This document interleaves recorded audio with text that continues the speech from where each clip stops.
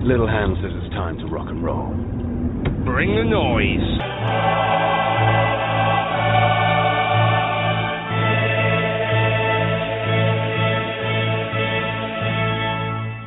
Five, 4, 3, 2, 1, go.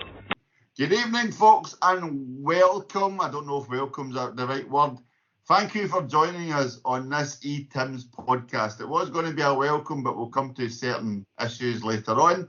My name is Desmond, and I am very glad to welcome everyone. And we've got a full panel tonight, which for reasons will become obvious.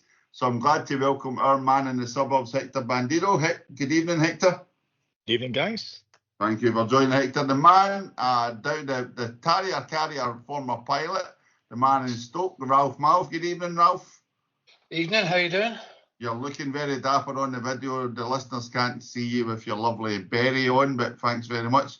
And I think we all know why you're wearing a berry, which again we'll come to later. And the man across the water, Monty C, which should really be Monty G Burns, but I'll come to that also later. Monty C Burns. Good evening, Monty. Evening, Desi. Evening, lads. So thank you very much to all the panel for joining. As always, thank you for everyone for tuning in and listening. Always appreciated. Like, subscribe, you know the usual drill. Tonight we are here to concentrate. It was going to be on one matter, but it's now been extended into two main matters. The first matter is the young boys game last night. So we were all, I think there was a Hector. We'll come to you first. There was a general kind of sense of excitement, anxiety. How would you sum up the general sense out there? Because it was quite a kind of a new experience, or kind of that's not been due to the new format. That whole anxious thing about towards the end of the kind of group stages, we'd not really felt that for a while. Do you mean as in just in general or at the stadium? And no, just before, even like a couple of days before you started seeing people saying, "Oh, I'm feeling a wee bit kind of itchy about this, I'm kind of worried," and then people starting to question who should play, what would be the best approach. People being ultra confident, people being ultra pessimistic. It was a mixture. I think it was a mixture, understandably so, right? You had the ones who just looked at them being bottom of the group and went, "They're shite, this will be easy," right? You thought, you're always going to get that group of people, and that's fair dues, right? You had others who have seen Celtic in the recent past, I think, when they looked as if they were certain to maybe qualify or be very close to it, maybe fuck up at the last minute. So you had that group. And you had others that weren't sure. I think from a personal perspective, my biggest concern was the volume of games that we played and the rest that they had, right? I don't think a lot of folk had seen that mentioned a great deal. I just thought, well, we've actually played 17 games, right? In basically 8 weeks. 17 games in 8 weeks. They had best part of 6 weeks off. At least, for the winter break. So they had a complete chance to reset. They had another new manager, their third manager of the season, a complete break. So they came to us, reset, totally fresh, good to go. And you can see our team over recent weeks, we had to grind out results in the heart of winter, December, January. And that total of games, we've pretty much rotated the best part of 15, 16 players. That's the key core group of players I think we've got, which is the right thing to do. But you could see some games, I waited indeed the other week, last 20 minutes, it was a bit of a struggle, 25 minutes. So I think the legs had been starting to go. So I think there was a bit of they're bottom. Couldn't have asked for a better team to play. Absolutely, ticking the box.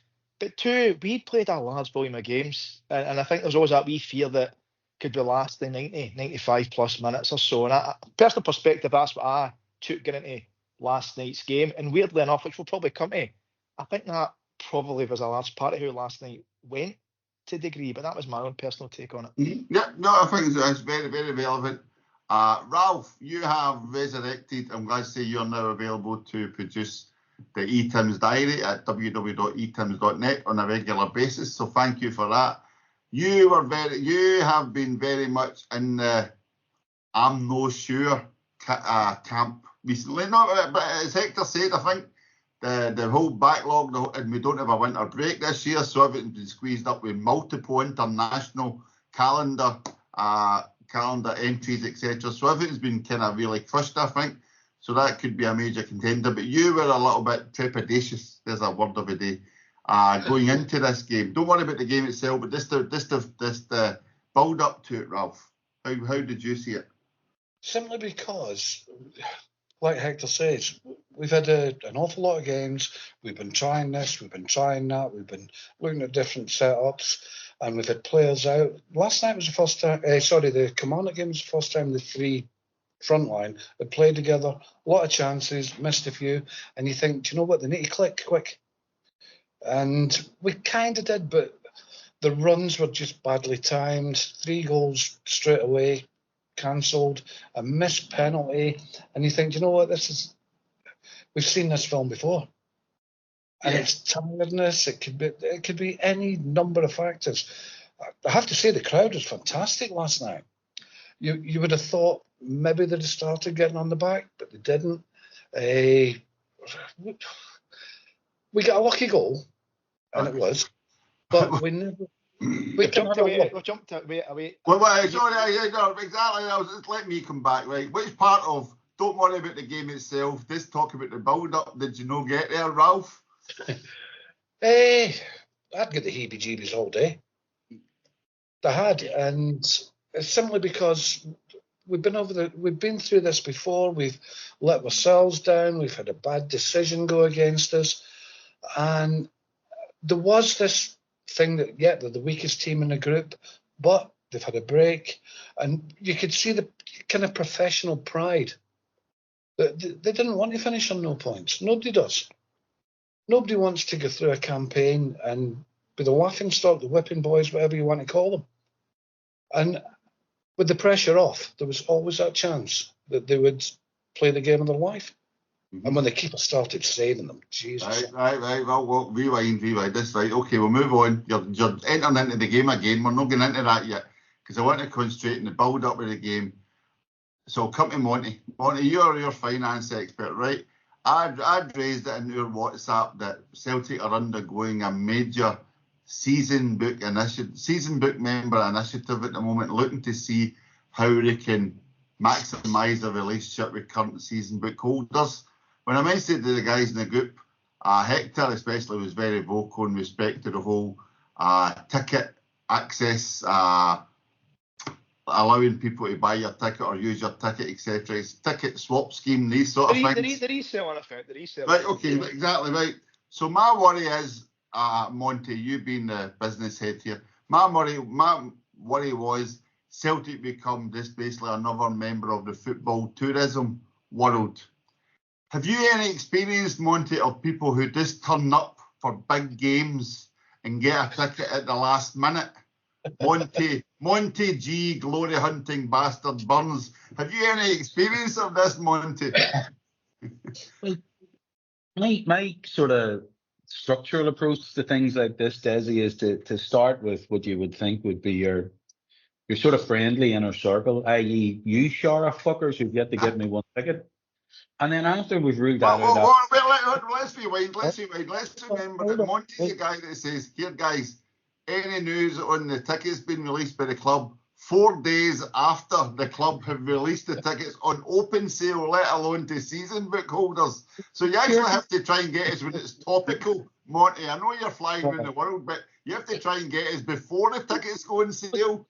After 2 or 3 times, it's a pattern. So obviously I'm on the lookout, Desi, and I was hoping that you guys would kind of have one sort of in for me.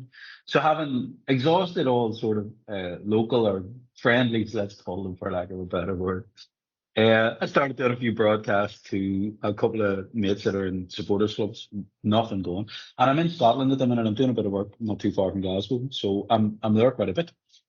And then I put the SOS up through the glory of Etims Twitter.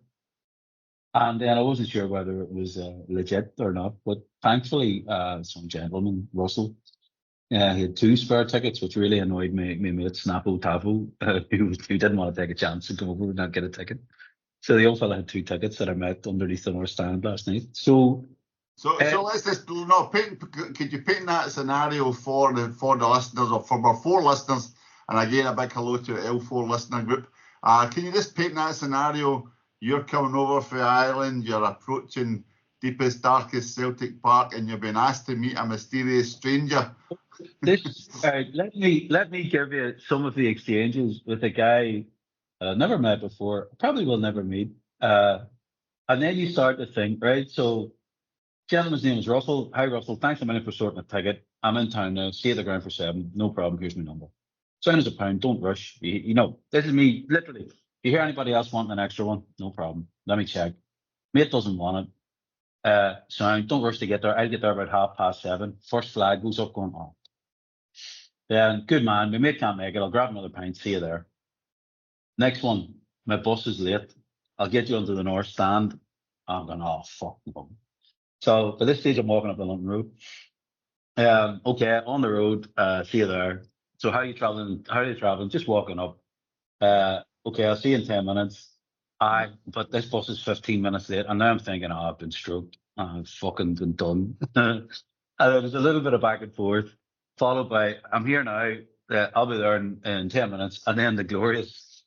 So hold on, just to be clear, was anyone wearing a green carnation in their flower hole here at this point? You beat me to the next message, and this Sorry, is on you go.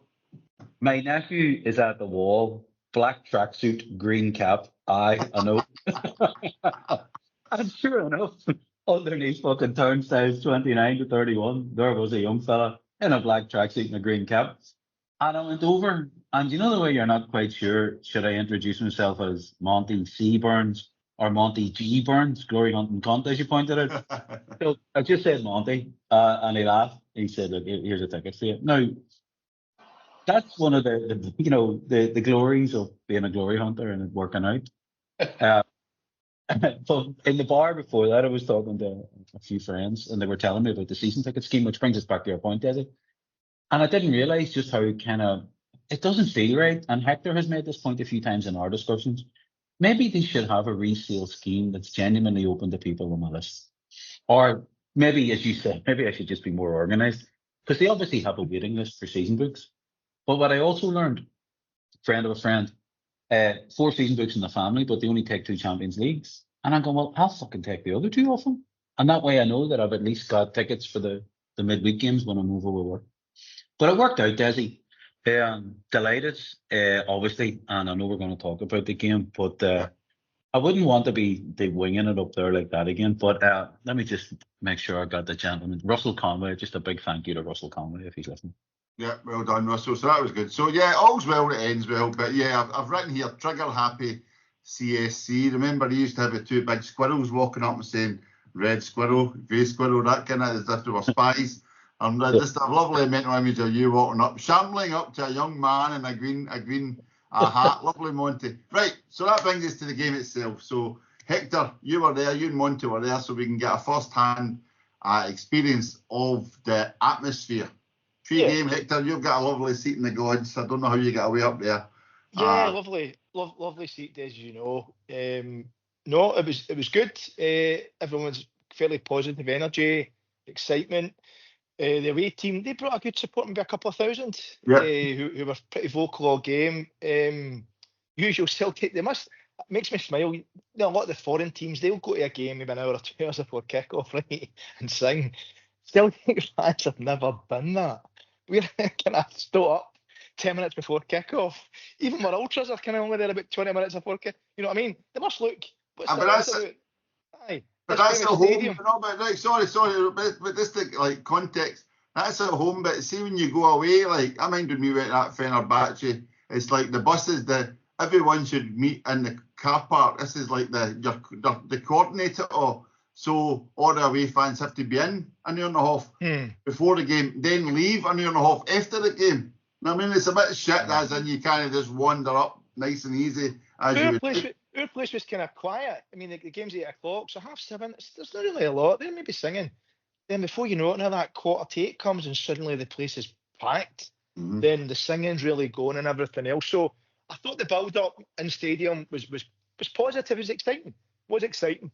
And then obviously we're going to talk about maybe the game starting and everything else. And just the first half. Talk about the first half first of all, because the game kind of really was a game of 2 halves, I suppose. I thought the first half were excellent. It was zipped at about, great pace. I think Ralph touched upon it, with 3 goals, rightly so, to be fair, that were disallowed, all by Kyogo. With a penalty, which a poor penalty. He's been great so far, but a poor penalty. We couldn't have a chance. Kyogo had another chance. With balls in good positions where the cutback wasn't quite right. But I thought overall the first half we absolutely gave him a bit of doing, and I thought Kalmak just conducted the orchestra in the first half. I thought we were so good.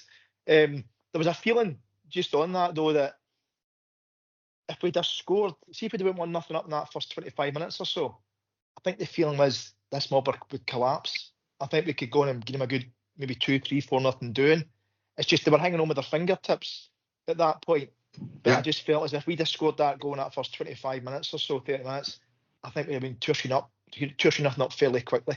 But Right. we gave them hope by not obviously taking our chances. Exactly right. So the other side of that, Ralph, come to you, Ralph. The other side of that, as Hector alludes to, we all had that hope of getting an early goal, maybe get another one, kill the game, kick on. I was hoping, like I'd mentioned in your chat, I was hoping that we could even get quite a bit of goal difference made up because we were sitting at 0 goal difference before the game. But Hector mentioned there, Ralph, we could have got it 2 and then kicked on. But the other side of that, Ralph, is if Celtic don't get those 2 early goals, then we start to kind of retreat a wee bit. And I'm not saying we did, I'm just saying, does that worry or that concern that suddenly we go a yard backwards or we start to be hesitant about the passes, any sort of thing, that worry? It wasn't so much that. It was a couple of weeks back when Kalmak said, if we're not going to win the game, we don't want to lose it. And you could see a sort of subconscious thing, maybe from just before half-time through till about an hour mark, where we kind of retreated a wee bit. And we kind of thought, hold on, we'll regroup, we'll go again. But the trouble is, when you give the opposition the confidence that they're not going to get a doing, you know, when they're having one of those nights where the decisions go in their favour, they're not getting the bookings, they're not getting the things that would normally slow them down, but they think, hold on, we can at least get something out of this. And that kind of grew throughout the game, which, like I said, we've seen all this before, and it started playing in the back of your mind that it was going to go the same way. You can't imagine how Kyogo would have felt scoring 3 goals and getting them all chopped off for one reason or another. And then Engels doesn't usually miss penalties. And that went right. 6 out of 6 before. And I know we had one retake, but yeah. But even like Ralph, you and I were watching on TV, I'm assuming.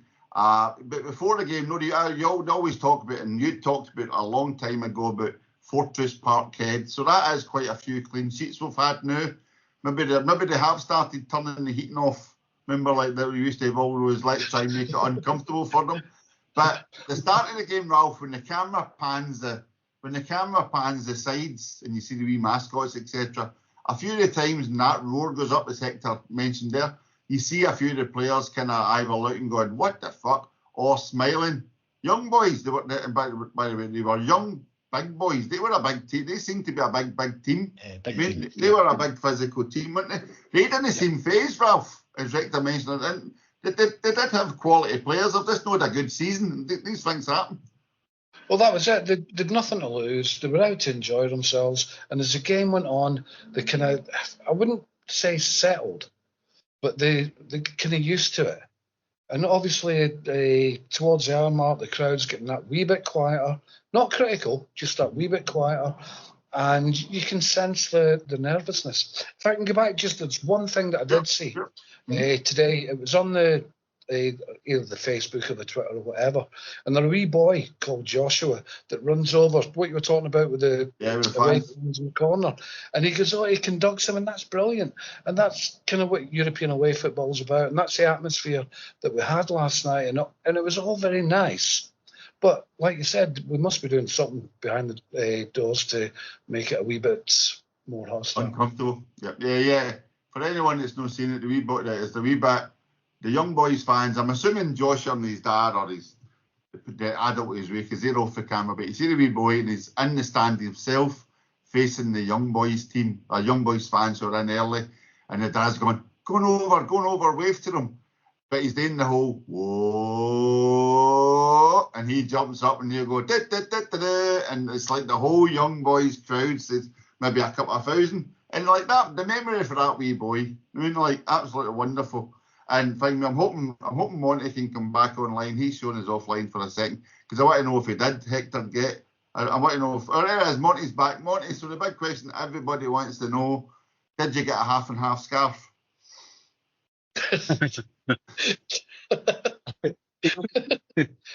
The only people I Didn't think he? of. Oh, no, listen there. You noticed Hector, that wasn't there, no? You noticed that there, wasn't there, no? Desi, we weren't playing Man United last night, so the answer's no.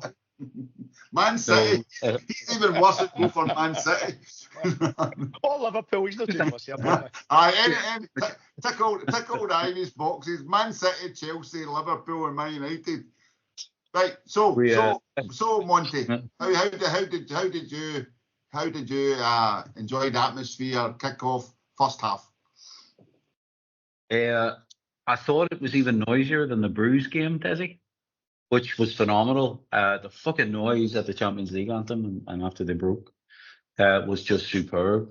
Genuinely, really, really, really loud. And I thought the Green Brigade kept it up. I know those people, when they made that statement, I think last week about, the atmosphere in the stadium, some people taking the nick with them, but they're probably right. You're there to support the team and they made it for themselves and the young boys support. They seemed to just be constant. There was a constant chanting. There was constant sort of pageantry to go with the game as well. First half we were immense, Desi. I think probably as good as we were against Leipzig. I thought we battered that team. Fucking don't know how we went in at 0-0. And you're fearing just we're going to make a balls of this, as Ralph had said. We had the EBGBs. I think the EBGB started around the time of the missed penalty. You're like, oh, come on, we can't. But overall, I thought Celtic played very, very well, Desi, from the off. They did have that big physical guy, number 35. He ragdolled Carter Vickers the first couple of minutes.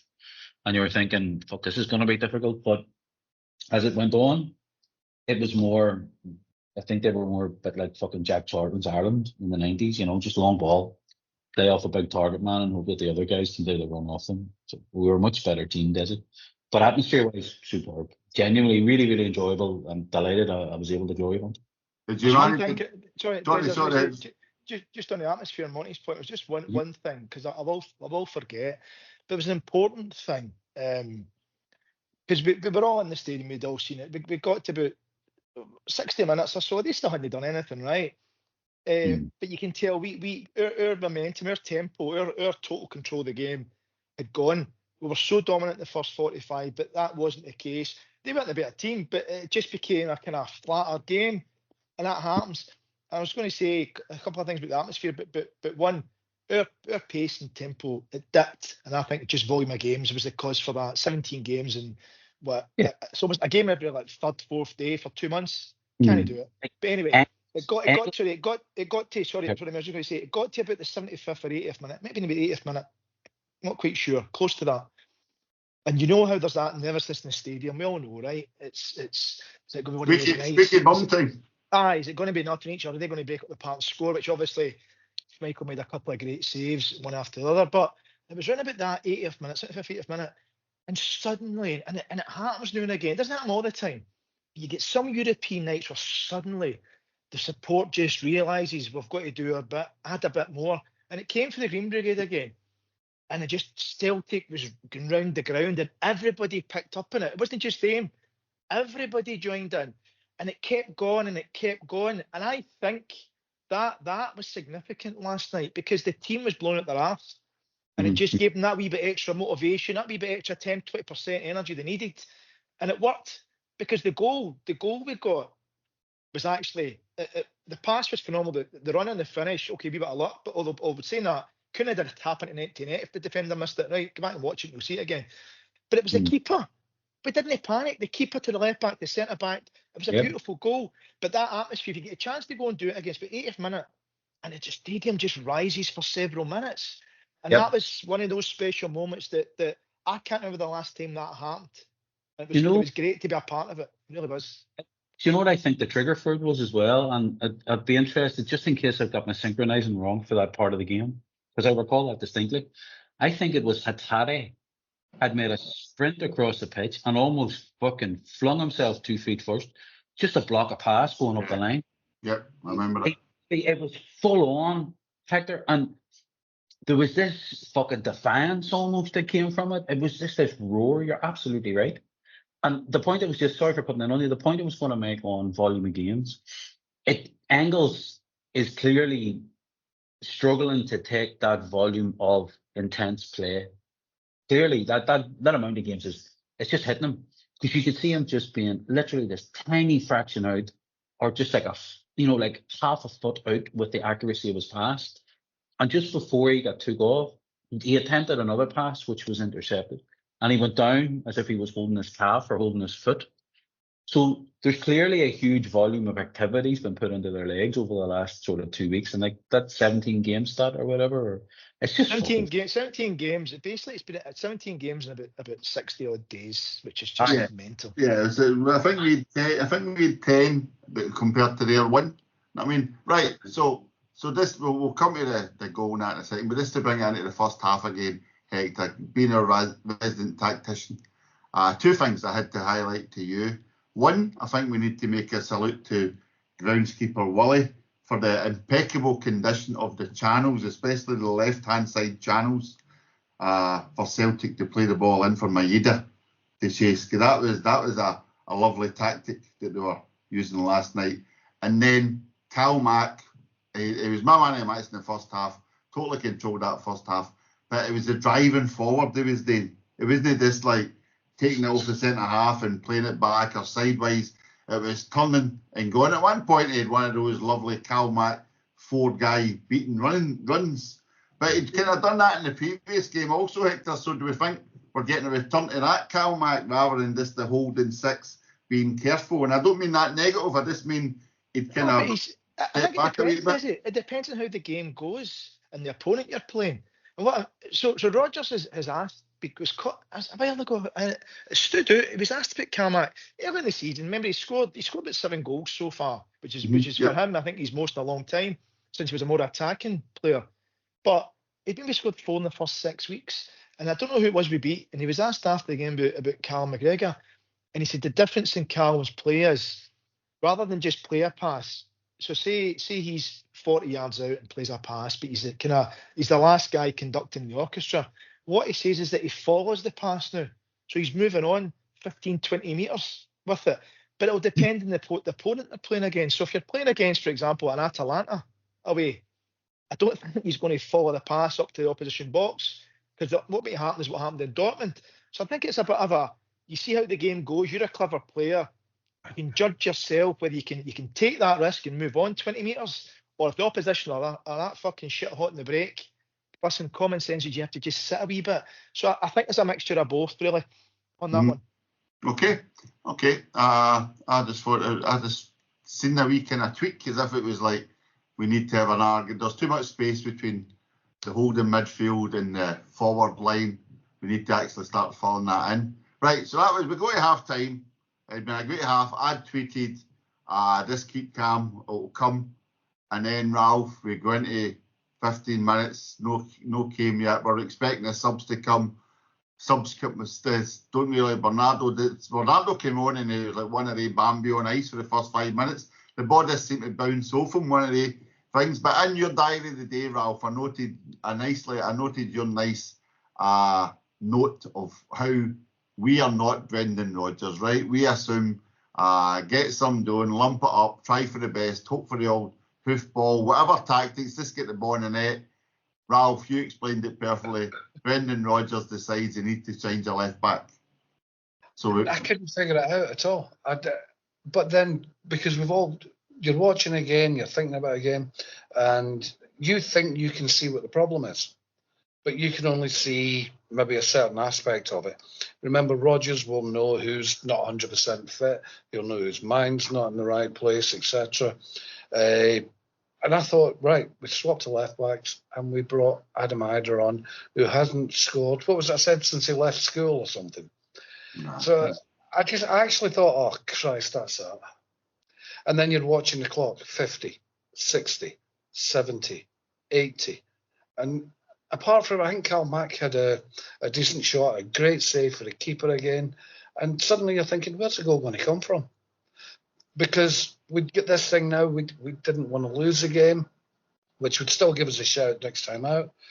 And I won't call it panic. It was more a kind of resignation that, like I say, we've seen this film before. Occasional wee flashes forward, but they seem to grow in confidence.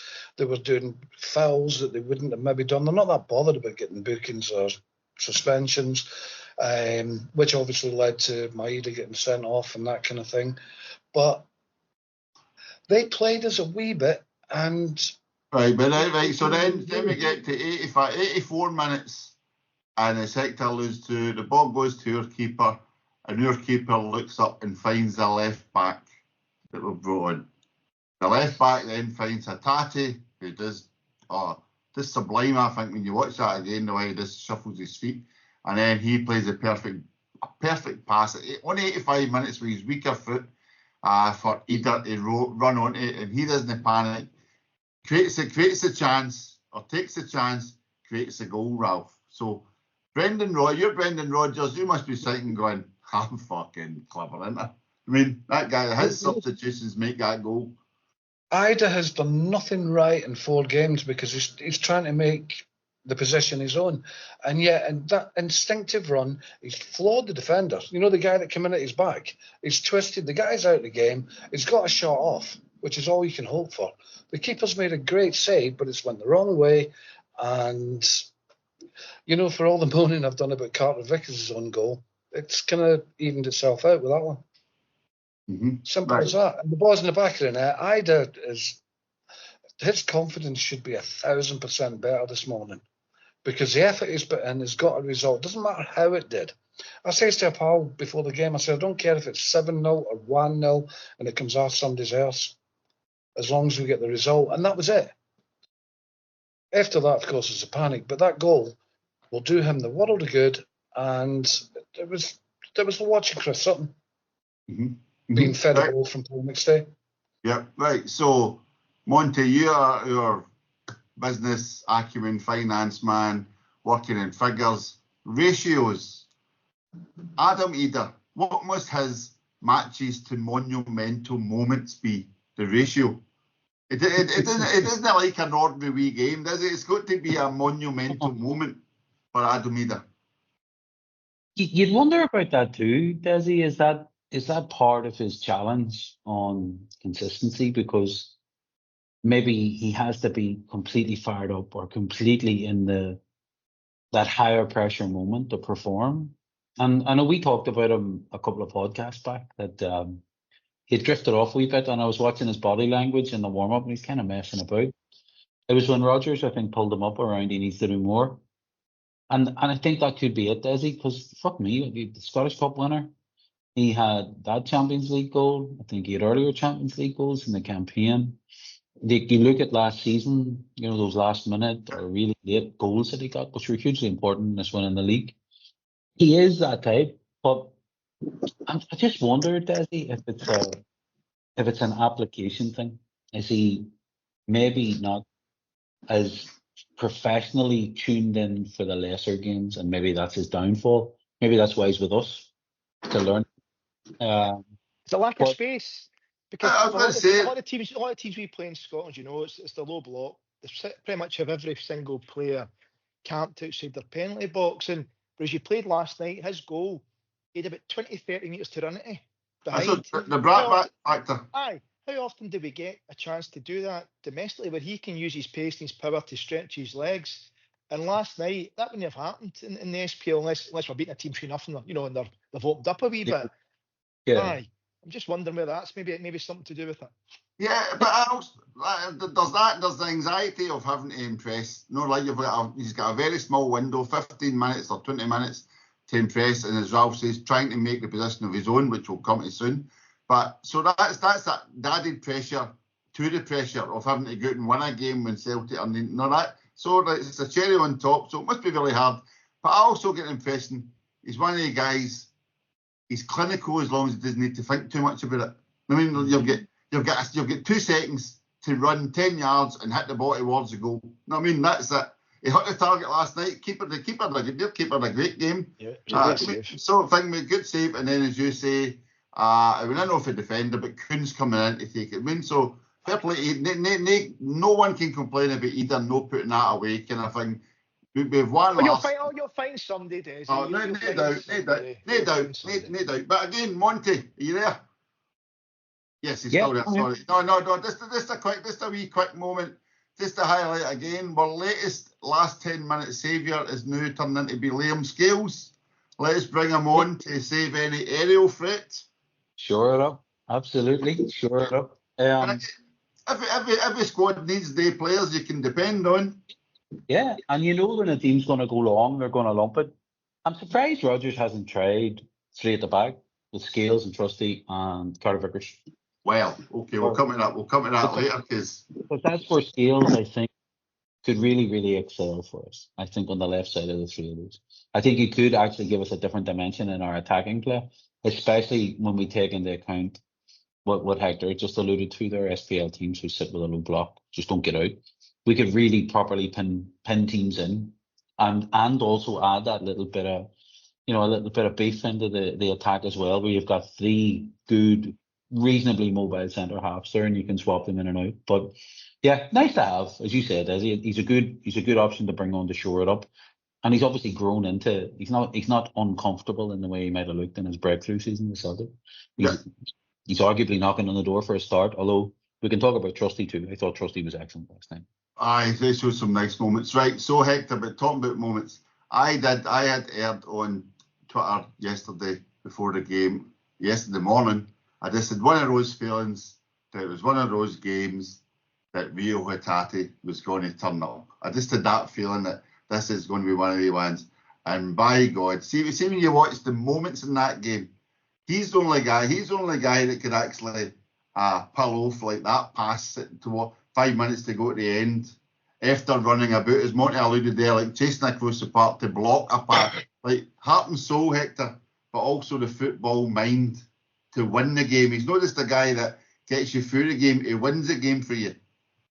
He's an enigma, Desi. He's wrapped in a puzzle. An absolute enigma of a player. On his game, he is the most talented, creative midfielder we've got by a distance. Off his game, he's fucking useless, right? He's just so slow and he's careless with his passing, and he's such an enigma. And it's see if you can just get the consistency with him. He wouldn't be with us. If you can consistently get good, that standard, he wouldn't be with us. Maybe that's why he's with us. But he does things, and that's why I think he frustrates a lot of fans, because, as you've touched upon, the talent's there. He can pick a pass that nobody else can pick. He's got a touch that's just, it's exquisite how he brings it down and he can protect the ball. But then you'll come to another game, and as if it just passes him by. And we mentioned there, he does maybe, that application, but he's been there a time. This is his, 3 years he's been there. He signed in January, wasn't it? Angie's first season. And it's just, as you say, a work of beauty. How he took the ball and then turned the player almost in one move on a touchline. And then he's non-preferred foot, let's be honest about it. Just a foot. Beautiful pass. But it's interesting. With Ange, I think they don't tend to get 65, 70 minutes. Yeah. And now he seems to be getting, Rodgers is pushing him to kind of get the 90. And it was just as well last night, because that was the moment, that and the run, the passing was great. But I know you love him. I'm a big fan as well. It's just so inconsistent, isn't it? I think there's I think it's the frustration, and I'll come to Ralph. I'm going to come to celebrating something. I think there's the frustration element of Celtic fans watching Hatate. He makes as many mistakes as other people make, but it's the fact that we know he can be great. Like he can go to that level and be great. That's where we get frustrated when he makes what we see as silly mistakes. I also think there's another wee aspect of that of people, the Mikhailichenko effect, I call it, whereas my pal Billy, who's a diehard Rangers fan, used to complain when Mikhailichenko played with Rangers that the rest of the Rangers players didn't know where to go. Mikhailichenko knew where the ball was meant to go, but they didn't have the brains to be in the right position. So it looked as though he'd made the wrong pass, or he'd made a mistake. But it was actually, we've seen him passing the ball straight to opposition. I'm saying, that's what I'm saying about the silly mistakes. But what I mean is sometimes like Hatate looks as if he's dawdling on the ball or whatever. but he's kind of looking up and going, you should be there, you should be there, you shouldn't be over. No, that kind of, that's the feeling I get watching it, that he sees things that half a second. We all know this. He sees like, but other players haven't got that football intelligence at times. That doesn't work, but it does come off. It's sensational, right? And I think last night, I think there'll be quite a few clubs maybe watching that and going, that guy's a player. I mean, he's already proved it in Europe before. But Ralph, talking about celebrating a player, Kasper Schmeichel, a new contract yesterday morning, and then one of those classic, a guy who turns up when you need somebody to turn up. That double save at the end is unbelievable. That was fantastic. That was at least as worthy of praise as what the goal was. Yep, definitely. He's signed up, he's enjoying himself, and if you watch him after the game, you can see how happy it's made him. He's spent a career at what I would call second-level clubs. Now he's with a big club, and he's enjoying every minute. Can I get back to, however, what we were talking about with Hatate? Mm-hmm. Sure. And yeah, he makes mistakes and he does this, and sometimes he's great. But do you not think he's missing somebody like Neil Lennon or Peter Grant or somebody like that to do the water carrying for him? To be there as an extra option, if you remember. Is that not Cal Mack's role? But is that not what Cal Mack does? Cal Mack's maybe get too much on his plate to do that because he also has to dictate the play. You've only got 3 midfielders, Ralph, so you're kind of struggling for somebody Usually else. that's the thing. If you get 3 midfielders, you're missing one. Usually it's 4 midfielders when you've got the creative thing. Yeah. If you go back to McStay, Collins, O'Donnell, Grant, etc. Grant was there behind him. We don't have that just now. It's maybe not quite the system for him, but he's still, when he excels, he excels. Maybe we need to adapt to that as we get higher up. Exactly. I was going to say there's a possibility of formation and approach changes. Let's say we're coming to that in 5 minutes, but we'll touch on that. But just a quick word, Ralph. Schmeichel, the guys came in, and somebody alluded to 6 months ago, you never have thought the highlight of our night was watching Joe Hart interviewing Kasper Schmeichel and how much he loves playing for Celtic. And Schmeichel seems to love the actual pressure of playing for Celtic, the standards expected at a club the size of Celtic. He totally gets it, and that's exactly what he said he was looking for, why he came to Celtic. He could have went to somewhere else in Europe, Turkey or whatever, and got his 50 grand a week or whatever and just nursed his pension, but he was looking for a standard to meet his standards. You know what I mean? And you can see it in everything he does. That bit at the end was phenomenal. We'll look back. If you look at some of the old Celtic videos and DVDs, and they're trying to find great moments for goalkeepers, we've been kind of struggling right up until maybe Boric and Foster. Try and find 3 great saves with Packy Bonner, and you're knackered. Well, are we tiered this game in? Michael made 2 or 3 just last night. Outdid everything Packy Bonner ever did with Celtic. And he's that double save. Legend. That double save was directly in front, like literally just directly below me. It was top drawer. But funny, I've often thought about you wonder what O'Neill's teams would have been like with something like Fraser Foster at the back. They would have just been really genuinely top drawer, I think. We do. Well, Seville, if your granny had balls and all that. Yeah, exactly. I remember being at one of Chris Sutton's nights, when he's doing his talking, and I had this thing to run about Seville. I thought if David Fernandez was playing, it would have given us a different option, or John Hartson. And I says to Chris Sutton, what do you think? And he says, if we had a bloody goalkeeper, we'd have bloody won it. Which is a bit harsh on Rab, and he corrected him. He says, no, Rab was great, but there is levels, isn't there? Levels. Yeah. Douglas, for all he was never quite at the level of Schmeichel, Hart, or Boric. Right. So yes, that is right. So let's just celebrate. We've got a keeper on Schmeichel, who seems to love it, and he's turning up. He's doing it. So Monty, I just want to enjoy your experience as a glory hunter at Celtic Park. The final whistle goes for the last 5 minutes. Schmeichel's double save, and in fact, when you watch that save again, it's the wee bounce off Trusty's leg that he has to change for. It says, you kind of missed it the first time you see it in slow motion. Final whistle goes, Monty. You're probably halfway down London Road, and you're probably left in about 83 minutes. When did Were you there for the final whistle? Did you miss the goal? No, I'm just talking about your tourists. Go away early, What avoid was the that, Monty? The crowds. final what? What's it called? The game's over. There's another leg. The rugby were on the last 80 minutes. He was there for extra time and penalties, Desi, I'll have you know. He was there for the on pitch interviews. He was getting his money's worth. Going around afterwards, picking up the discarded programs just in case I could make a few better. Yeah, it was more of a relief. I never got the names of the guys beside me. They were clearly not glory hunters. These were obviously their season ticket seats. But I think it was a sense of relief more than anything. It makes next Wednesday's a free hit. Although, as I was talking to a mate about earlier on today, like the last time we said it was a free hit was Dortmund away and we got cuffed. So he's hoping that we don't concede any more than 3 or 4. And my point to him was I actually think we win at Villa Park next week. But that's me. Yeah. Don't you start laughing, Hector. You started that part of yesterday, I know. Oh, you never know. Hold on. That's right. Hold on. Go back. I recommend you do this now because it's not often that I'm right, but I'm right. Go back to the podcast we did when the draw was made for the group and the predictions for the points that we would get in the group.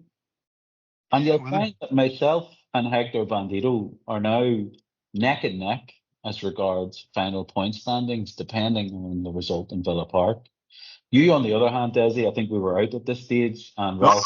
I only asked to remain unbeaten at home. That was my goal, and I'm glad to say they've done it. What was the points totals we all went with right at the start? I genuinely don't know. Me and you reckoned Celtic would land somewhere between 11 and 15 points. Desi reckoned we would get about 10 at most, and Ralph thought we'd get 4 or 5. No, I did not. Last days we would win the home games. We would get 2 draws at Villa and Zagreb, and we'd get beat by Dortmund and Atalanta. So that was 11 points. So me and you, Hector, were on the optimistic scale of above 11. So right now, I was on I think you said what glue I was sniffing was the question when I said I thought we could get 15. But actually, when you look at it as a European campaign, we've played 7 matches and we've only been beaten once. Yeah. The irony is I had been through last night, 3 wins, and that would have made it, 2 wins and 3 draws, and there was a fucking fair chance you weren't going to go through, which you'd have been absolutely bailing about. 2 wins and 4 draws. But, and Hector, you would have been at the game. You and Monty would have been at the game.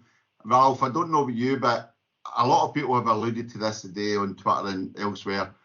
You've never been so interested in other teams' results in your life. Even the number of goals in a game. Like that Man City PSG game, you're like 2-0 to Man City. Like PSG's out, suddenly 2-1. 2 each. Oh no, wait a minute, they 2 are still in it. And it's 4-2 to PSG, and you're looking at pluses and minuses. And everybody says next week, that final game next week, we don't care. Let's be honest, we don't really care. We've qualified. That's that. Everything else is a cherry on top.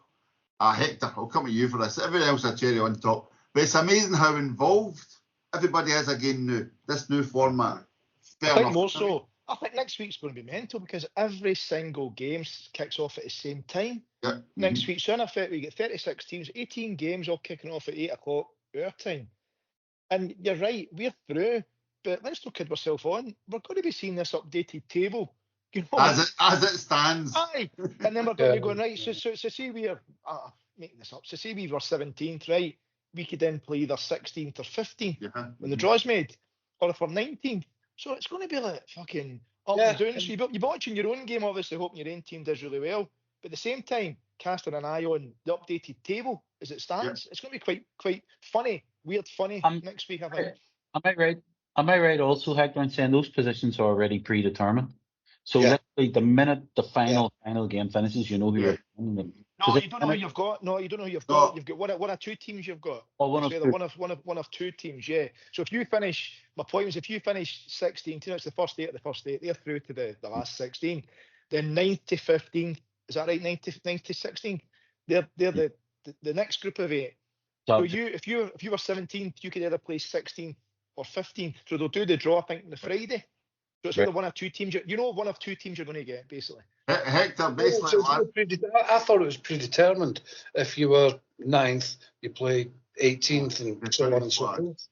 yeah, but Well, I think even the draw's worth watching then. well, you should know really, but Hector, there is a possibility of we go back to Madrid.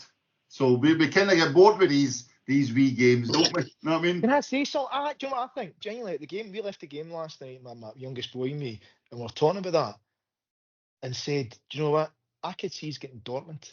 Well, yeah, Dortmund, Madrid, I think it was Juventus last night, but it went from 1 to 2 to 3 to 4. Suddenly it was like, yeah, but if they score, and even like Man City need to beat Bruges by at least 2 goals to overtake Bruges, to match Bruges in points, but then beat them in goal difference. Not like it's like a million connotations still up in the air for the last game. None of this dead rubber, so to speak.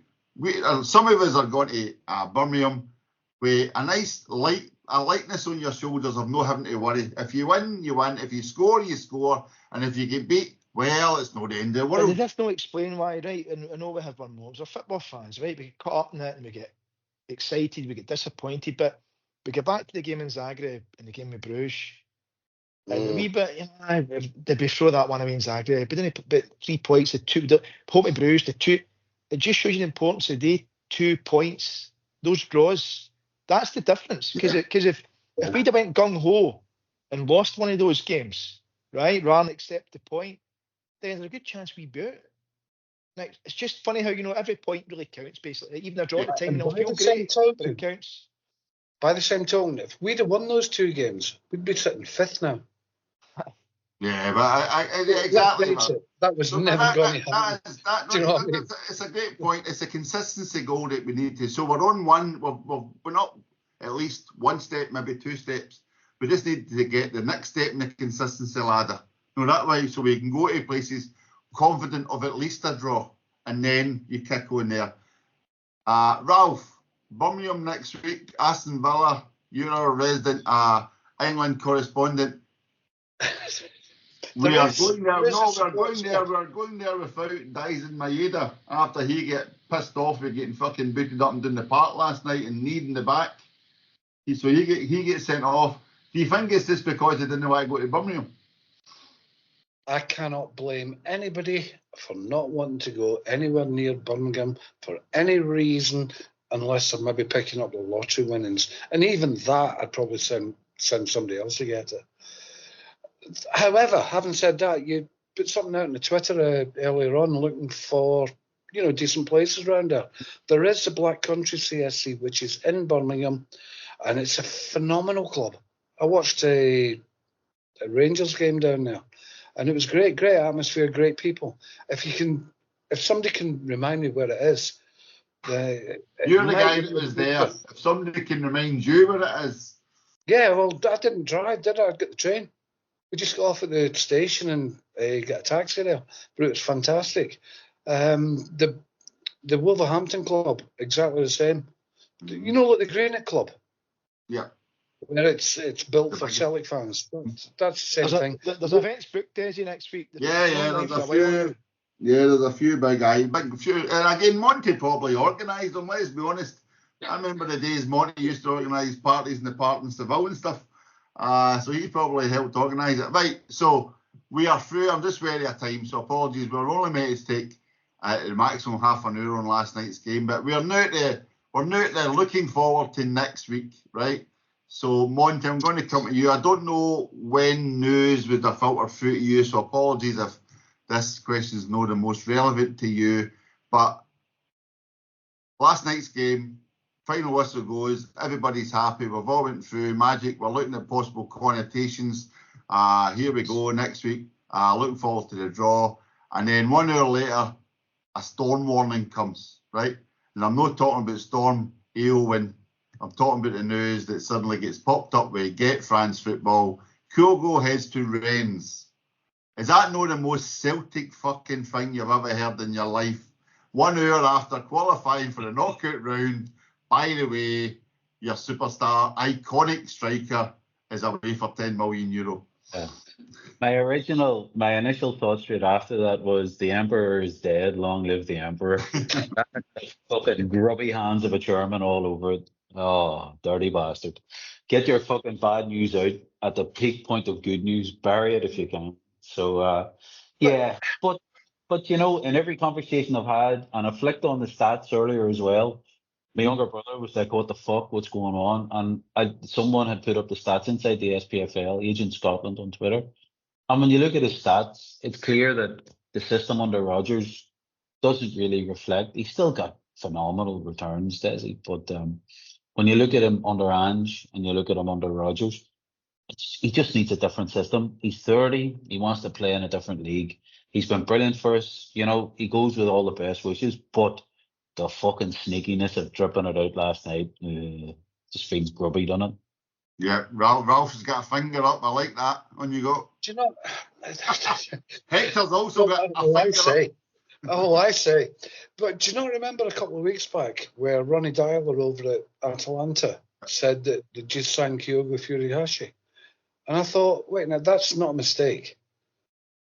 That's not a mistake. He's obviously moving somewhere. And then the Americans come out and says, oh no, it was another Japanese boy we'd signed. Something had gone on there. Something was put a stop to. And somebody else came in and got him. The boy wanted away. He got a new agent last year. It was obviously going to happen.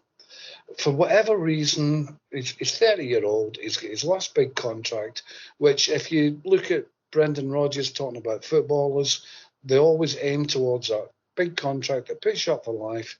He's away. That's it. Don't get me wrong. It's heartbreaking. I love the wee guy. I think he's the best we've had since Larson. And, you know, I think it's fantastic. The way he's an intelligent footballer, he's quick. We could maybe get another 2 year at him. But, again, business maybe comes into it. It doesn't go our boardroom model, rightly or wrongly, and you've got to praise it a lot of the time because we're actually going to come to in the same conversation a minute or two about one or two other players that were sold for a fortune and we're getting back for, you know, a fraction. But if the Celtic's successful trading model is, look, we buy guys, get a turn from them and move them on. Kyogo signed a new contract, 5-year contract 18 months ago. He changed agent. Ralph touched upon it. He changed agent last year. He was close to getting sold last summer. He was very close to getting sold. His agent was kind of, you know, touting him around different clubs. Obviously, he's wanting to move and try something else. That happens. For 3.5 great seasons from it, he's been iconic for us. He's been brilliant. Always got a smile on his face. Massive goals. But if he wants to move, that's life. That's football. You move him on. We get a big profit and we reinvest it again. Be great if he went. If he didn't want to move, that's a different conversation. But he wanted to move. So I just don't. What I don't like about it is the timing of it. I don't know why he's not playing next week at Aston Villa. Why are we selling him? The window doesn't shut until the 4th of February. Right. So, okay, Monty, feel free to jump in as a businessman, but I would say the whole point is we have qualified. So next week doesn't matter. Apart from we've only one striker now because Maeda's gone. But it doesn't matter if Kyogo plays next week, bar your token point. These things are no. Well, why the fuck would you put 12 million euro at risk for one game? No. For a game, it doesn't really matter. Yeah, exactly. Exactly. These are dominoes, as we all know. So if what Fabrizio Romano has said is accurate, our loaning player model are getting 25 million plus fees to loan a player for 18 or 24 months, or in Tierney's case, 5 years and bring them back for free. We've kind of played a blinder on Jota if he does come back. We've effectively made 25 million on him in 18 months.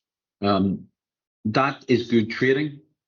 Kyogo's 30, and if we've now activated the formal discussions to bring either Marius Kvistgaarden or I still fucking harbour thoughts of Edward coming back, but that just feels a wee bit too many of them coming back to put the band back together.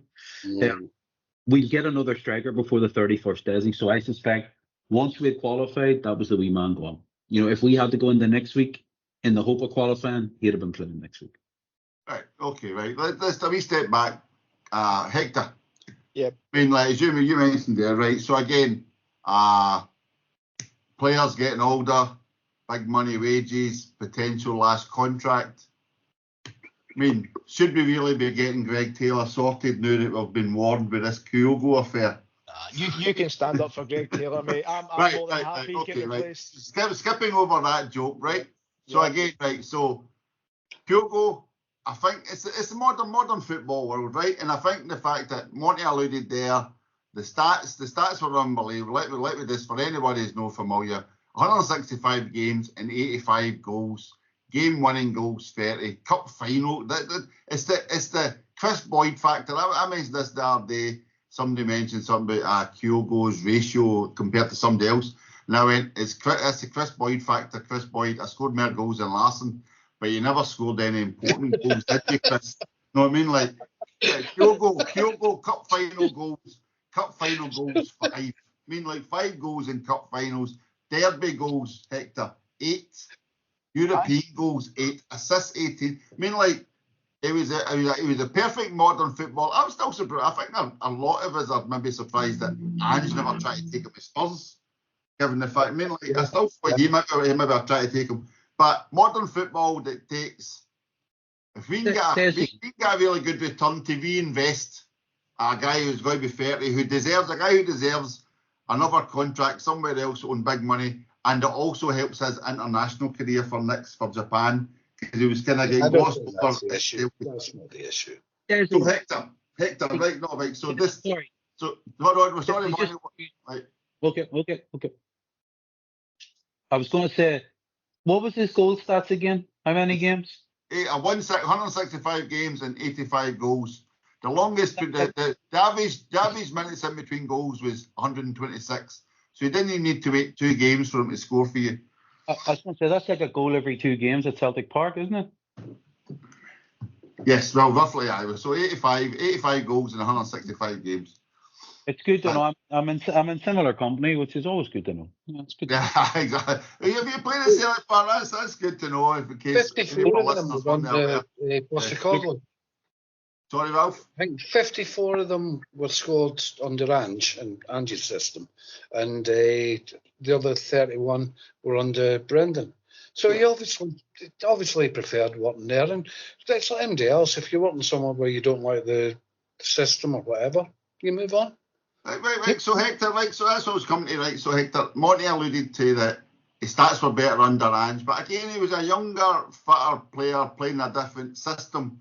But I don't think he's leaving because of the Brendan Rodgers system. I just think he's leaving because it's modern football economics. He wants to move. It's modern football economics. The thing is, well, is that guys like him to travel halfway around the world or whatever from Japan, he was the first player to come from that neck of the woods. He came on his own, remember. It was just him. It wasn't until the January window several months later that Rio joined and Dyson joined him. So he came first. He was a sort of pioneer, if you like, of this new generation. He came over and he always seemed to have a smile on his face. You know, one of those strikers that scored, but I think as a fan, right, there's nothing worse than you see a player that scores and they don't look as if they're enjoying it. You know what I mean? It's just, we're all happy. See when you see one of your own players that's as if, you know, they've won the fucking lottery jackpot, they're jumping about, always get a smile. There's an instant affinity with a player like that. And I think with Kyogo, he's one of those guys that we just liked. Even he missed sitters. By the way, he missed a lot of sitters. Try to stay positive here. No, let's be honest about it. But the thing about him is he never had always. Another thing about him that was going to add that probably added to it. You mentioned Larson. It was the work rate. He wasn't one of these lazy strikers now. This striker that hangs about the 6-yard box, just hangs about there, doesn't move about. Kyogo was one of these guys that just worked his socks off, the centre halves, the full-back, into mid.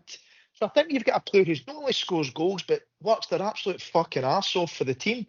There's always that affinity and likeness. So I think him moving on, we're all disappointed. But he wanted to move, and if he wants to move, listen, it goes with our best wishes and hope he does well. Yeah. It's a shame that last night he had 3 goals and he ran his arse off last night. You get 3 goals, they were all cancelled. It would have been much, much better if he went away in a hat-trick. Because he's not going to get a chance to say cheerio. It's kind of Saturday against Kilmarnock. Why not give him to Saturday against Kilmarnock and say cheerio to the fans on Saturday? Well, Why not just have done that? yeah, but maybe what will happen? Because I was thinking about Because your man at Rennes wants to play him against Monaco. Fuck off, he can wait until the next game. Yeah, listen. If somebody walked in and said to you, I'll give you 12 million an hour, nothing tomorrow, you'll say, okay, give it to me. You're Peter Lawwell, you're taking the money.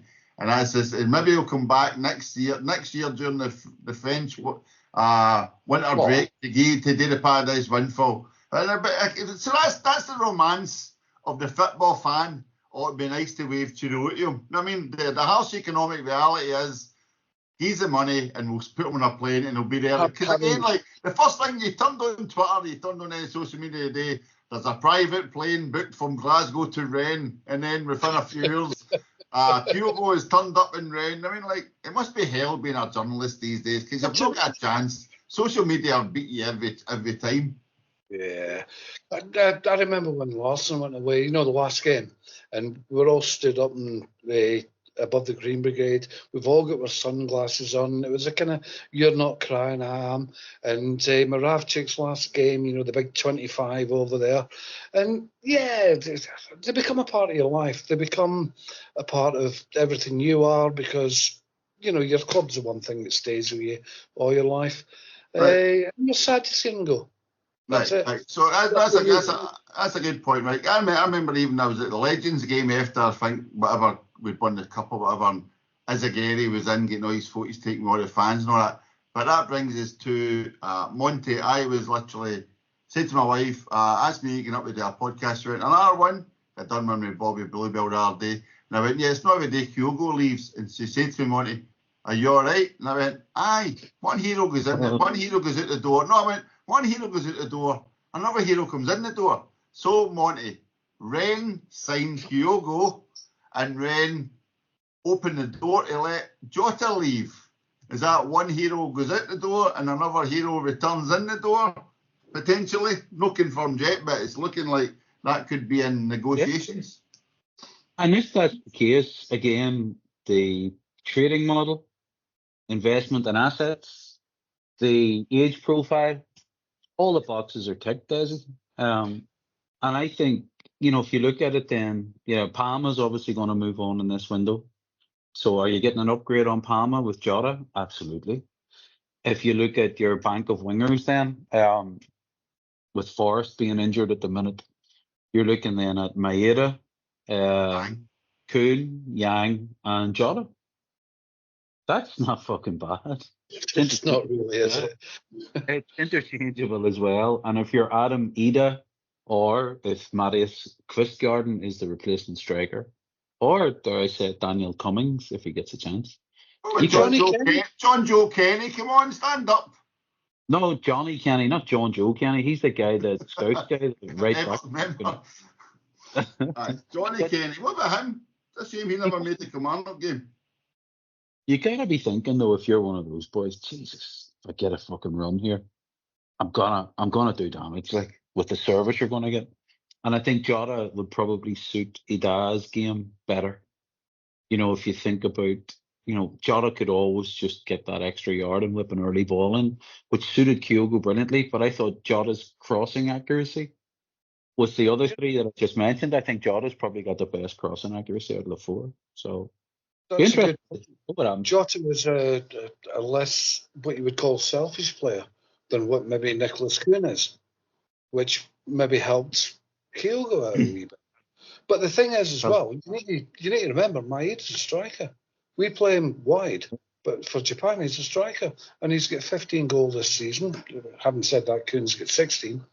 We're maybe not going to miss Kyogo as much, or maybe that's just me trying to make myself feel better. But we have people that can score goals. Yeah. And even Ida, I know I criticise him, I know everybody else does, but when you need a goal, he is actually the guy that will get you one. And to Desi's earlier point as well, Ralph, you're swapping out a big game goal getter for another big game goal getter. When you look at Jota and the goals that Jota scored for us. So I hope it happens. Yeah. And also from a business perspective, Monty, marketing wise, it's marketing gold, isn't it? Double denim flying out the superstore. Indeed. Indeed. You know, Hector, finally, double denim's coming back into fashion, mate. You've cracked it. Well, Desi, you've had them since the 70s, mate. You're sorted, man. Retro never goes away, as you know. Right, but I was going to allude to that, Hector, from a tactical point of view, but you mentioned it earlier. Kyogo was the epitome of the modern press. We weren't really used to it, let's be honest, until he arrived, and then Maeda arrived, and it was like another level. And Jota was really the first, or the best, which kind of saw him and Abada coming in, wingers coming in and being at the far post when they needed to be. You know what I mean? So that whole modern football. So again, I think maybe does the viewing of the team now be more focused on how the players fit into the team rather than just what individual players can say? As in, we can see how somebody can now come in and fit into Rodgers' team. Monty mentioned there, chances will be created for that striker, whoever that striker is going to be. If you know, rather than depending on the striker to do something wonderful. No, that if you know what I mean. But we've not had that. We've not had that for a while because Kyogo wasn't really, you know, he never really beat 2 and 3 players to do something. His was always about when it being in there on the shoulder of that centre half, cutting either a yard in front of him or just a yard behind him with that wee kind of, I know he'd faint to go one direction and cut the other way. So his wasn't about the individuality. His was about being in that area to put the ball away.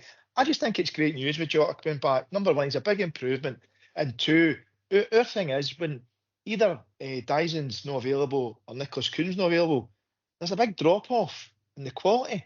And it's, you know, Yang is what he is. Yang's a young guy trying to improve, but he's miles off the other two. And obviously, Palmer's confidence is shot to bits.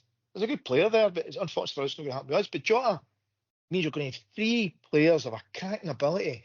Any 2 or 3 can play wide. Or back to Ralph's point, Dyson made us as a striker for the Japanese fucking national team, who are a terrific team. So he can go and play striker, or he can go and play wide left. It's about options, and I think us having a core of 17, 18 quality players means we can keep that level nice and high. We've not even touched upon Tierney. Yes, which looks a done deal, certainly a done deal for the summer. I think they're just, the only thing they're trying to get him is either on loan to the end of the season or asking Arsenal to release him slightly early so they can sign him. But you're going to suddenly have Jota and Tierney on the fucking left-hand side. That's fucking Maeda and Johnston, Kuhn, that's a massive upgrade for us. That's enormous in terms of physicality, pace, and quality.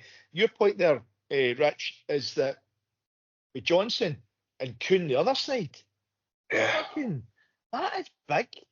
So for us to get into that doesn't include Maeda on the flanks. But on Maeda going as number 9 with his pace and movement, you know what I mean? So it just means that we're sitting in a good position, I think, right?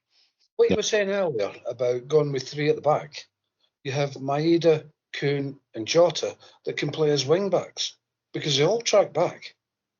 Yep. And that gives us no way now if you're playing away from him in Europe, because this is our first jump to the to the knockouts. Jota's not wing back. Look. No.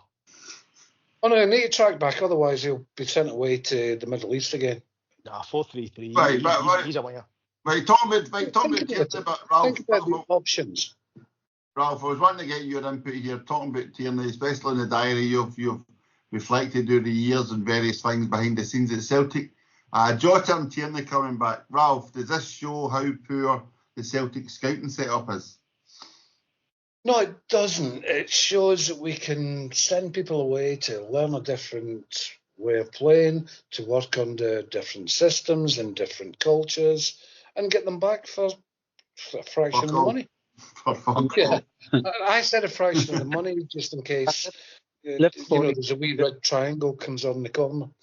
Right. So Monty, how much? The nagging doubt is that maybe other clubs will not pay that kind of money again because they know that they're kind of hooked to us and they'll come back eventually saying they've got a sore leg or they can't drive on the right-hand side of the road or something.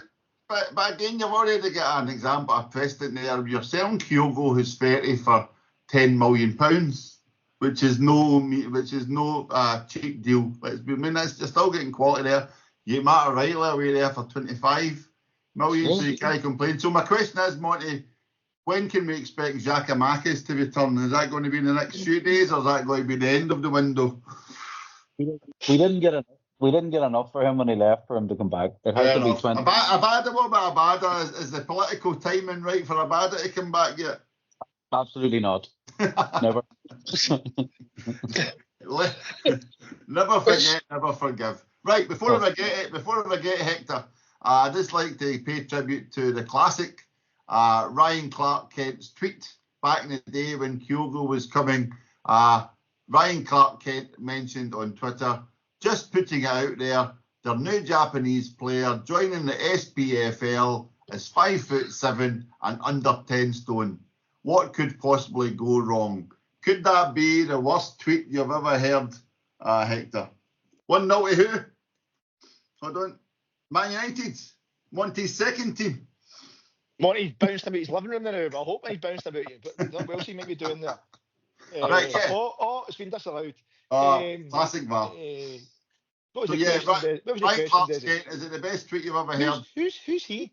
Well, it's just some Rangers fan trying to have a go at it when suddenly the Ange revolution started and we were signing these unknown wee guys for Japan. What chance would they have of being an influence in the mega physical, cold, wet SPFL? MD had watched Japan at the last World Cup or so too, and seen the pace and the energy of the Japanese players. It's a different level. I'm just hoping that when Ange gets bumped for Spurs pretty soon, they'll become our scout in Japan for a wee bit, because he's the guy that brought them over. Let's not kid on. It was Ange that brought the three mainstays over the last 3.5 years. And I'd be hoping to get one or two more over in the next couple of transfer windows. But the only downside is the international football. It's horrendous, isn't it? The travelling these guys have got to do in it. Exactly. But Ralph, you've always said no one moves faster than the ball, apart from maybe Maeda, let's be honest. But again, I think that is like people who are looking at the SPL, and I know it's physical, and I know it's cold, and I know it's wet, but modern football is all about pace and being specific, meeting your targets, the ball being in the right place where it's meant to be, etc., being clinical, you know what I mean? So it doesn't matter where you come from, where you are, which size you are, as long as you can be where you're meant to be. And that was, Kyogo was almost always on spot where he needed to be. That's where it's all. And do you mind, last season when I was taking soup at the BBC, there was somebody on and he says, oh, come on, your Japanese players would never have played for Celtic if it wasn't for Ange. And then you think back, 10 years ago with Nakamura? One of the best players ever, never mind coming out of Japan or wherever. And I reckon they would have heard of him, and that would have kind of influenced them. And although there's the international football and the travelling kind of thing, we've not, with one or two exceptions that most of us can't remember, most of the Japanese players we get have been fantastic. And I know you alluded to Ange going over there and doing it. We should maybe have somebody over there all the time. Yeah, you'd think we did. But again, like I always love Naka references, especially for the Edwin van der Sar. Edwin, I'm only going to show you this twice, this free kick. But I remember Johnny I used to work with used to always, every time we talked about Nakamura, and I would laud Nakamura, he would just say, a luxury player. And that was, not right, again, Hector's shaking his head, right? But that's when they started, remember they started publishing Opta stats, and then it turned out Nakamura ran 2 kilometres more than any other player on the pitch. It's just that he was, same as Kyogo, he was making all the runs that other players couldn't see, or he was covering ground. Him and Telfer were covering for each other. He was doing all this work even when he didn't have the ball. And that's what a lot of the modern players, especially your Japanese players, that your ignorant SPFL fans, i.e. Rangers, don't appreciate. Right, Monty, last question for you. Should we bid $5 million for Igamani from Rangers, a young upcoming talent used to the league? I'd say if we lowballed it to 3, they'd take it, Desi, because there's some free cash. Hold on, free cash if you meet a guy under the north stand wearing a green cap and a black tracksuit. Is that what you're saying? That's a thing that be done. Yeah, fucking hell. That's what. I think between him and that other young fella, they're going to be the first £75 million players to be sold out of Scotland, which is the norm, and then they go into ignominy. To be fair, he's not a bad footballer and he does have a lot of potential, but I think we're all right with what we have done. I Yeah, don't think if it we counts if you're scoring goals against Fraserburgh and St Mirren. You need to be doing the business at the top level, which is why we get money for players and they don't. don't. Yeah, it's true. To be fair, again, we're not here to praise Rangers players, but that young guy seems to be able to at least find the net, so we'll see what happens. But again, I tweeted today, if Celtic are getting 10 million for Kyogo, I guarantee somebody will phone in Super Score getting 10 million for Kyogo, then surely Igamani's worth 30 million. That, you'll start the kind of big. This before I wrap up, I forgot to mention, Hector, you're a good East End boy. Another good East End boy was Jimmy McGrory, a.k.a. Tiger Tim Stevens. That's his real name, Jimmy McGrory, in case anyone didn't know. I didn't know that, no. No, that was his real name, Jimmy I McGrory. didn't either, no. Jimmy, that's his real name, Jimmy McGrory. So last night, Celtic played Young Boys, beat Young Boys 1-0 via an own goal. History repeating, Hector, because the last time we played Young Boys, we beat Young Boys 1-0 with an own goal, and it was a famous night. Tiger Tim, the GG at Celtic Park, got the sack for asking for a minute's silence for Rangers exit in Europe. Do you remember that one? Do you remember that event, Hector? Yeah, I do indeed, and it shows you how bad we were at the time, right? That a lot of our enjoyment came out of them losing games in Europe. We were that bad at the time, but history does repeat itself. It's uncanny at times, isn't it? You see, again, like we have this discussion all the time. I still don't know, and I still think it may be the other side. I don't know if I love Celtic more than I hate Rangers. You know what I mean? So again, like a lot of that comes from that. I used to love hearing Rangers conceding last minute goals in Europe, etc., getting put out, that kind of thing. But yeah, back in the day, if anyone's too young, which I doubt listening to this podcast, but who can't remember it, go back and look up social media, look up internet to hear the story of the Celtic PA announcer stroke Tiger Tim Stevens, DJ for Radio Clyde. He gets sacked by the old Celtic board for daring to celebrate a Rangers defeat in Europe. So that's going to be the outro song tonight, a wee tribute to Tiger Tim Stevens. And my daughter used to love phoning into his show and how he used to famously correct all the kids, the Glaswegian way of pronouncing 13, and he would always try and correct them. So that's going to be tonight's outro after a word from our sponsor, Big Tam, as usual. So I'm just going to, just before we wrap up, any last thoughts, any last best wishes for Kyogo, Hector?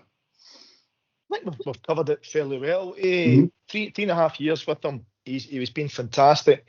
And it's, I think you find how a player is valued by support when they do leave. You get some supporters, or a lot of supporters go, we don't care about them. But there's one or two players that leave a lasting impression, and they do leave almost everybody to a person, wishes them well. So I think that says it all about Kyogo. Virtually every Celtic fan will wish him the absolute best and hope he does really well in the French league. Yeah. Okay, over to you, Monty C. Burns. Have you managed to get your Kyogo memorabilia up on eBay yet? Is it away? Are you keeping it in stories before you go into bargain hunt? What are you going to do with all your Kyogo merchandise? Kyogo who? Okay. The winner of tonight's internet. How fickle the heart. That's it. So Val, we'll leave it to you. You are the heart of Etims. Would you like to wish him well on his bid him adieu as he goes to Rennes? He came in, all right. You get 3 goals chalked off, you throw a wobbly, you go to France. But you know what? The overriding image of him was when he'd been substituted. I can't even remember the game, but he's in the crowd and he's cheering away and he's happy. He bought into us. He loved it. We loved him. I'm going to miss him.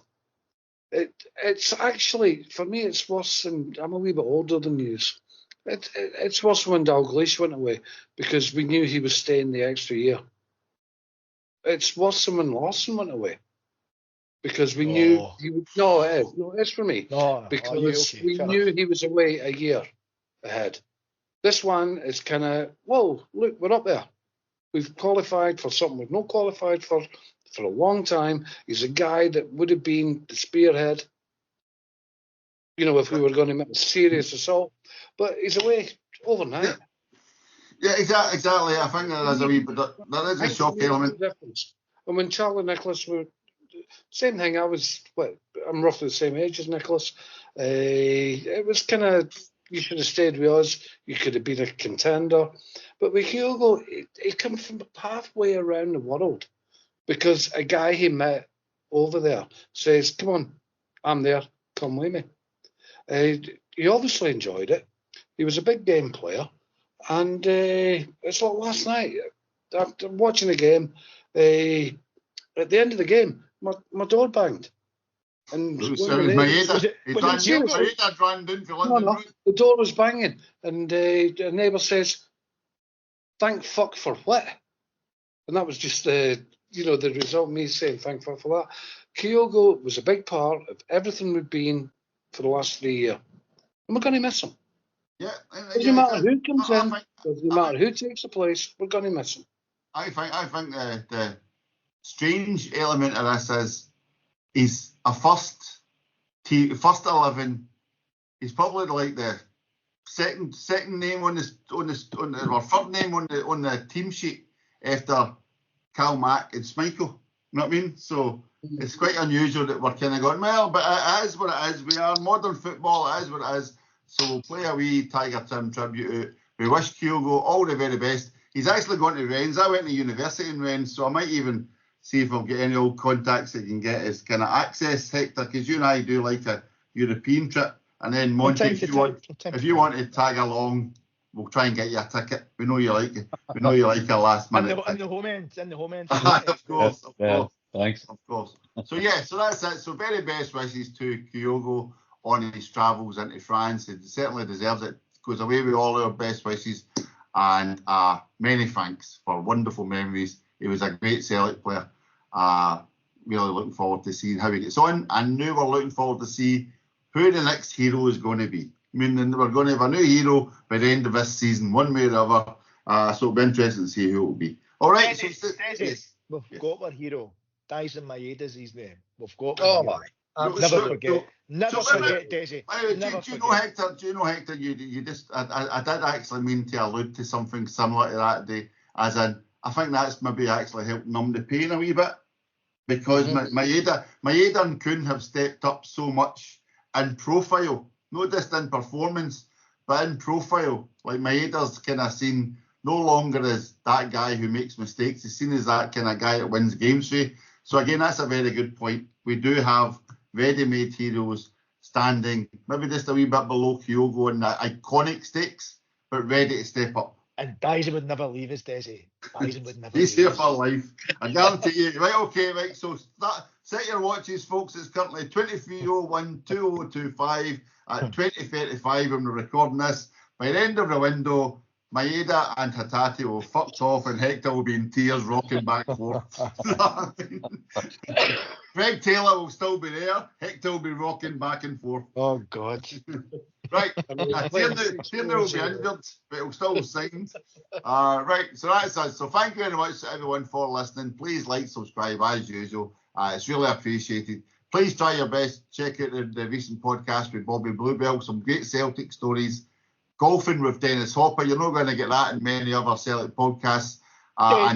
Yes. Let me ask you, see now that you're a kind of celebrity podcast kind of interview person, does that mean you're going to get the Radio Clyde 2 night shift, kind of 80s tunes for the middle of the road 80s, man? I could revisit my old Radio Herr Myers producer when I used to be the programme controller at Radio Herr Myers. You mentioned Tiger Tim. I could see you doing the late night slot. I am more a behind the mic guy. I'm more of a programme. I can see you, the old 80s middle of the road tunes. Listen, I've handed out many a sewn kit as a bingo prize in my time. All right, so I remember those days well. Are we get spot there for Float Desi as well? Exactly, mate. Exactly. I could get our friend Billy to do the jingles. You know what I mean? The good old days. Yeah. So if anybody's looking for a video program controller, please give me a shout. I've not done it in a while, but those were good old days up in Radio Herr Myers. Right. So apologies for waffling on there, folks. Thank you for listening. Well done to Kyogo. Well done to Celtic. Congratulations, best wishes to Kyogo. we will come back on again. I don't know when's the next big game, Aston Villa. I will be in Birmingham. If anyone wants a radio show produced in Birmingham, you know where I am. But any other big games coming up, Hector, that you can think of off the top of your head, or are we just back to dull old SPFL? Next game after that, Des, is the most important ones, you know. Dundee on Saturday at 3 o'clock. Yeah, that's it. So that's good. So wait and see. Hopefully we don't have a hangover, but it will be understandable. Quick predictions then. Okay, Dundee, Hector. 3-1 Celtic. Monty. I wouldn't deviate from that. 3-1. Yeah, of course you'll no deviate. You, whatever Hector says, Monty says how high. Hector says jump how high. Have you got a ticket for the weekend's game, Monty? Corporate. Oh, God, lovely, yeah. Yeah, that's Bobby Bluebell. He only goes to David Lowe's box and all these days. And Ralph, last prediction. Another home draw, I'm afraid. Everything else is done, and we're moving to the second stage of the season. Now we'll get the wheel out. Here's the negativity. Here they go again. Ralph and Desi, they're at the negative. Here they come. You did not let me finish. You did not let me finish. No, wait now. Sometimes when you build a house, you need to stop and pat yourself on the back and take a break. And then there was some wee bugger comes in and nicks the back door that you just fitted. All I was going to say was the little bit of adrenaline crash. I'm always talking about the adrenaline crash, the physiology, the impact of a big win, and then the celebration. Having to pick yourself up. Then you've got the Kyogo factor. But it opens a door for the next hero, the next striker to step in. So fingers crossed. All I'm going to say is I wouldn't be surprised if it was a one each. But I'll go there we go. Like Ralph. Negativity. You never let me finish. We got there. Never let me finish. One each. Two, one each. I said I would not be surprised if it was one each, but I will go for 2-1. My wife's favourite score. I'll go for 2-1 to Celtic. Adam Ida begins his journey towards being the Celtic talisman. So there you go. So that is us. So thank you very much, folks, for listening. A final thank you to Hector Bandito. Thank you, Hector. Yes, guys. Thank you to Monty G. Burns. Thank you, Monty. Thanks, Desi. Thanks, lads. Enjoyed that. And thank you to Ralph Mal. Thank you, Ralph. Cheers. Enjoyed that. Thanks again. Okay, folks, we'll leave you for a word with our sponsor and then a Tiger Tim tribute. My name's Desmond. Good night. Big Tam's Gallowgate Emporium. Proud sponsors of the Etims podcast 2025. Has Kyogo broke your heart? Are you all cried out with Furuhashi departing? Just quote the code Kyogo8 for an 80% discount on all green and white hankies, French berets, and out-of-date sushi platters. Big Tam's. The arm around your shoulder when Peter Lawwell sells your heroes. What are you gonna do after they've all gone home? What are you gonna do after they've all gone home? How are you gonna play all on your own? It's not much fun being all alone. What are you gonna do after they've all gone home? What are you gonna do after the tiger's gone? What are you gonna do after the tiger's gone? What are you gonna do? I'll do it too. I think I'll cry 'cause he didn't say goodbye. What are you gonna do after the tiger's gone? What are you gonna do after the tiger's gone? What are you gonna do after the tiger?